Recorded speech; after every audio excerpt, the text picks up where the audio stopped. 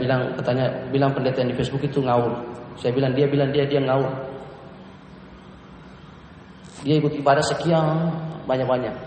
Tiba-tiba dia pulang lagi, suaminya bilang, "Ma, mungkin sampai di sini hubungan kita ya. Papa sudah pikir matang-matang, mungkin barang-barangnya mama itu bisa taruh di pasturi, kasur, semuanya. Sedikit-dikit doa. Semua doa, bukan berarti doa itu tidak penting. Tapi ibadah jangan dijadikan sumber uang. Ada ibadah wanita, ada kolektan. Ibadah kaum pria, ada kolektan. Ibadah pemuda, ada kolektan. Lalu pertanyaannya, siapa yang mencukupi gereja? Jawabnya, Tuhan yang mencukupi gereja. Dia bilang, di atas batu karang yang teguh, aku mendirikan sidangku. Alam maut tidak menguasai ini. Tuhan yang menjadi sumber gereja. Gereja tidak harus building, tidak harus gedung. Ingat anak-anak dan jemaat yang dikasih Tuhan, besok kalau Tuhan mengizinkan kita masih di tempat ini, bersyukur. Tapi kalau besok Tuhan mengizinkan kita di tempat yang lebih kecil, kita tetap semangat dan tidak bersyukur, tidak kendor iman kita, katakan amin. Iya. Kalau Tuhan bawa kita tempat yang lebih bagus, lebih semangat bersyukur. Doa itu harus menjadi hubungan yang intim, tapi doa bukan sumber untuk cari keuntungan. Orang gereja 2 malam ada persembahan. Dulu di 2 malam saya gereja lama ada persembahan. Ngapain 2 malam ada persembahan? Saya protes. Tidak usah Pak. Kalau KM sudah cukup persembahan ibadah minggu, sudah persembahan ibadah pemuda, ada persembahan. Ibadah wanita juga persembahan. Waduh. Ibadah bukan sumber keuntungan. Yang ketiga, 4. Kalau ada orang mengajarkan hal yang salah, poin adalah yang menyatakan bahwa kekristenan adalah jalan mudah untuk selamat. Kekristenan jalan mudah, bukan jalan mudah untuk selamat. Sangat susah masuk melalui jalan yang sempit. Yohanes pasal 2 ayat 15 dan 17 berkata bahwa dunia ini sedang mencapai keindahan, tapi orang yang mengasihi Allah akan tetap hidup selamanya. Tadi sudah ada kesaksian. Jika Paulus bersaksi, dia akan bersaksi, saya mengikuti Yesus di jalan salib, saya dianiaya, saya tidak mendapatkan apa-apapun, kekayaan dan keuntungan, tapi saya mendapatkan harta surgawi, Yerusalem baru, langit baru dan bumi baru.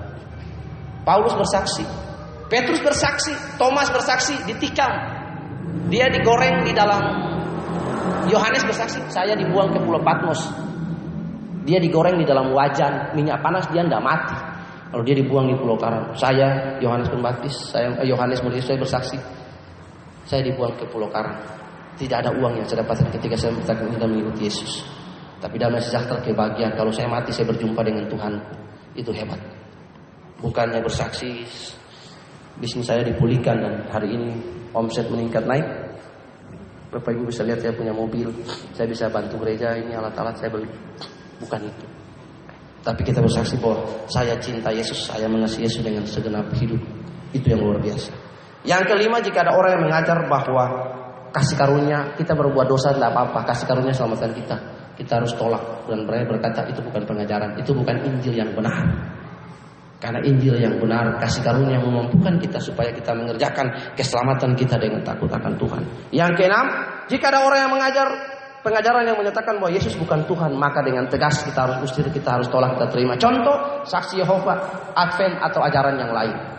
Harus dengan tegas saya berkata dalam mimbar ini. Tolak. Jika ada Advent datang di depan, usir. Jika ada Yehova datang di depan, usir. Mereka tidak mengajarkan kebenaran. Yesus satu-satunya Tuhan dalam hidup. Master, majikan di dalam hidup ini. Sekali Tuhan, tetap Tuhan, sampai aku mati mendapatkan Master Tuhan dan Rajaku dalam hidup ini. Tidak boleh ada Tuhan yang lain. Karena itu lagu itu ada benarnya. Saya mau iring Yesus, saya mau iring Yesus sampai selama-lamanya. Bapak Ibu perhatikan dari Injil Matius sampai Injil Wahyu, apakah ada orang ikut Yesus itu kaya, sugih dan lain sebagainya? Yang ada air mata, penderitaan, proses supaya dia jadi hebat, dia kuat dalam Tuhan, lalu dia mati, dia berjumpa dengan Tuhan.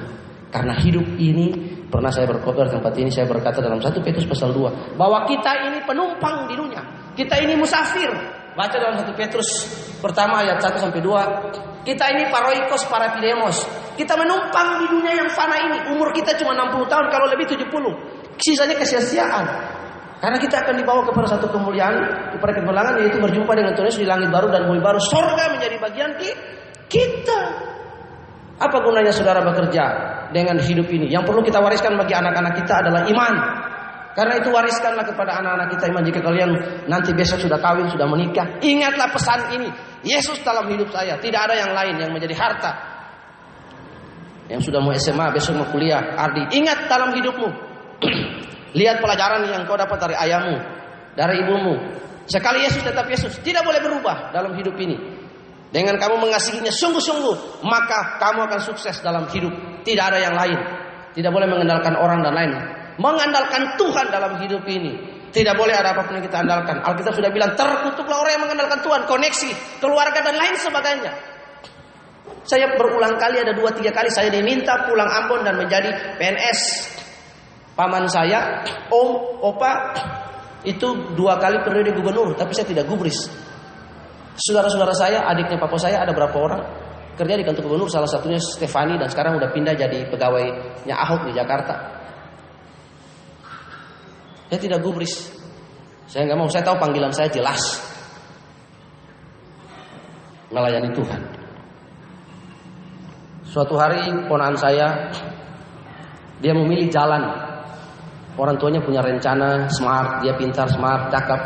Punya rencana mungkin dia jadi polisi atau jadi orang yang sekolah kuliah lalu bekerja sebagai bisnis dan pengusahanya bagus. Tapi suatu saat Roh Kudus menangkap dia. Saya percaya itu Roh Kudus menangkap dia. Tuhan menangkap dia menjadi hambanya. Tuhan yang pilih. Bukan kita, kalau Bapak Ibu yang ada ruangan ini dan anak-anak yang ada ruangan ini, Tuhan yang pilih saudara. Lihat, Tuhan yang pilih dia. Mamanya mungkin menyesal tapi sekarang sudah bisa menerima orang tuanya. Kalau jadi pendeta mau makan apa?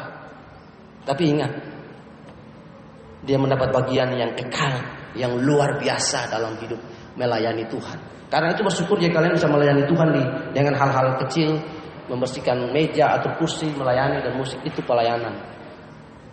Lakukan dengan setia, dengan tulus. Tuhan akan berkati kalian. 6 hal ini menolong kita bahwa tiada lain yang ada di hati kita Tuhan. Jika ada orang mengajar bahwa ada Allah lain, tolak dia. Hanya Yesus, tunggal. Manunggaling Kaula Gusti, tunggal dalam hidup kita. Yesus. Ada hal yang lain, oh di sini gini. Yang bukan Yesus, minggir. Yesus. Ada tawaran lain, ini Yesus enggak? Bukan, minggir. Hanya Yesus. Sekali Yesus tetap Yesus. 6 poin ini kiranya menolong kita. Sehingga dalam kita berbakti, kita mengikuti Tuhan, kita punya persepsi yang benar, kita punya premis yang benar, kita punya paradigma yang benar. Kita tidak menjadi Yudas yang menjual Tuhan Yesus, yang mengikuti ibadah untuk keuntungan dan mengajarkan hal-hal yang lain dalam hidup ini. Tunduk kepala, kita berdoa. Tuhan Yesus, kami bersyukur dan berterima kasih hari ini Tuhan, buat anugerah Tuhan yang begitu hebat bagi kami. Bahwa kami hidup mengerjakan keselamatan ini dengan takut akan Tuhan, melewati jalan yang disebut hodos. Mungkin ada teliti, ada tekanan, ada goresan yang membuat kami berdarah-darah. Namun kami minta Tuhan Roh Kudus memberkati dan mengurapi kami, menginsapkan terus kebenaran, memberitahukan kepada kami segala perbuatan dosa yang masih harus kami lakukan sendiri, dan memberitahukan bahwa penghakiman itu nyata dan real, sorga itu nyata dan real. Terima kasih Tuhan, selama hidup sisa kami hidup ini Tuhan, tolong kami mengerjakan kebenaran dengan takut akan Tuhan, supaya kami dimerdekakan menjadi serupa segambar dengan Engkau. Di dalam nama Yesus, dalam firman Tuhan yang kami sampaikan ini, bukan saja kami menjadi pendengar, tapi kami juga menjadi pelaku, seperti Matius 7 yang menerangkan dalam ayat yang ke-25, 27, 32. Bahwa jika kami mendengar firman dan melakukan, maka kami seperti orang yang membangun rumah di atas batu karang yang teguh. Ketika badai persoalan hidup datang melanda rumah itu tetap kokoh karena dibangun di atas batu karang yang teguh. Tapi jika kami mendengarkan firman tidak melakukan, seperti orang yang membangun rumah di atas pasir. Ketika badai datang melanda rumah itu, maka hebatlah kerusakannya hidup orang itu. Terima kasih Tuhan. Roh Kudus, ajar kami supaya kami memiliki kecerdasan rohani. Di dalam nama Tuhan Yesus Kristus kami berdoa dan kami bersyukur kepada Engkau. Di dalam nama Tuhan Yesus. Haleluya, haleluya. Amin.